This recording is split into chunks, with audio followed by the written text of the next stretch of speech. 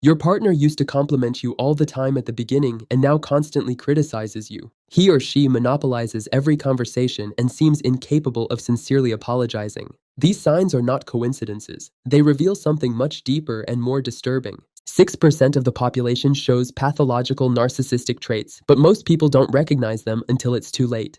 The perfect mask, the seduction phase. Narcissists are masters of first impressions. They never start by showing their true face. On the contrary, they use what experts call love bombing.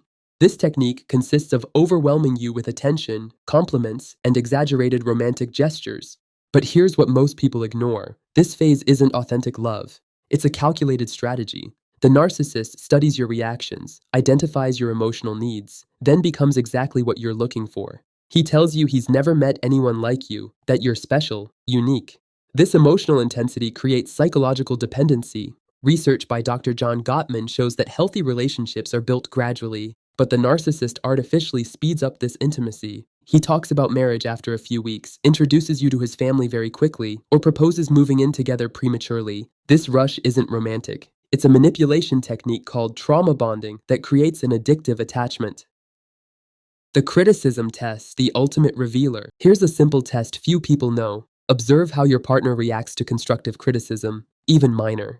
Balanced people can accept feedback, reflect, and improve. The narcissist reacts disproportionately. He may explode with anger, turn the situation around by accusing you of being too sensitive, or use the silent treatment to punish you. This reaction reveals his fundamental narcissistic wound. His self-esteem is so fragile it can't tolerate any questioning. Dr. Ramani Durvasula, expert in narcissism, explains that this hypersensitivity to criticism is one of the most reliable markers. The narcissist lives in a world where he must be perfect to feel worthy. Any criticism becomes an existential attack. The broken mirror technique. Narcissists use a subtle but devastating technique called mirroring. At the start, they perfectly reflect your values, interests, dreams. You feel like you've found your soulmate, but gradually this mirror breaks. They start devaluing exactly what they claimed to love about you. Your passion for music becomes a waste of time. Your group of friends becomes toxic people. Your career becomes less important than the relationship. This progressive devaluation is intentional. It aims to erode your self-confidence and independence.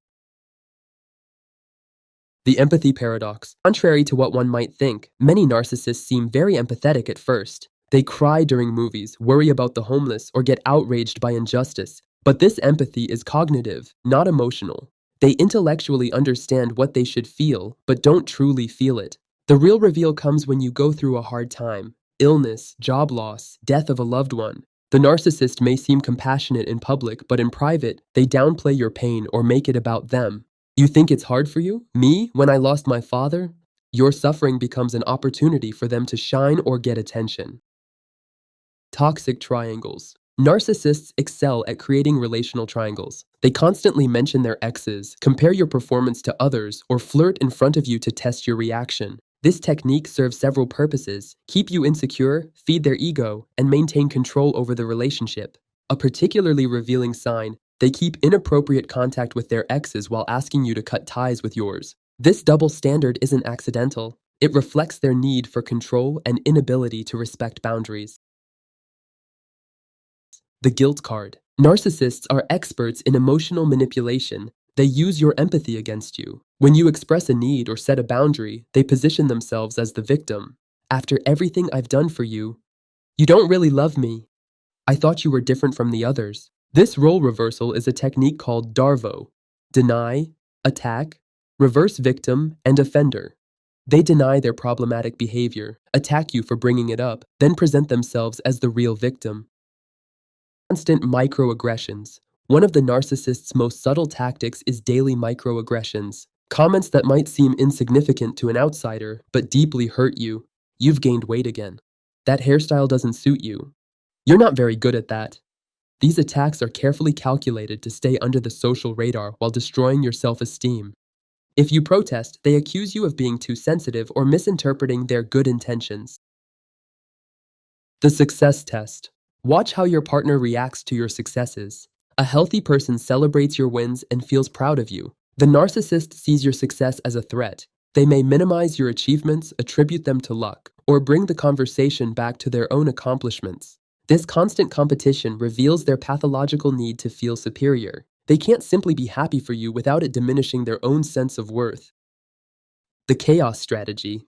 Narcissists often maintain a constant level of chaos in the relationship. Recurring fights, family drama, mysterious financial problems. This chaos keeps you emotionally unstable and dependent on them to solve the problems they created. This strategy is called trauma bonding. The more crises you go through together, the more you get attached to them, even if the crises are artificial. Early red flags. Some signs appear very early but are often ignored. They speak badly about all their exes with no exception. They have recurring conflicts with family, coworkers, friends. They tell stories where they're always the victim or the hero, never responsible for problems. These patterns reveal an inability to maintain healthy long-term relationships. If someone has conflicts with everyone around them, the problem probably isn't with others. The projection technique. Narcissists constantly project their own flaws onto you. If they lie, they accuse you of lying. If they flirt, they accuse you of cheating. If they manipulate, they accuse you of being manipulative. This projection serves to divert attention from their behavior while keeping you on the defensive. You spend your time justifying yourself instead of questioning their actions.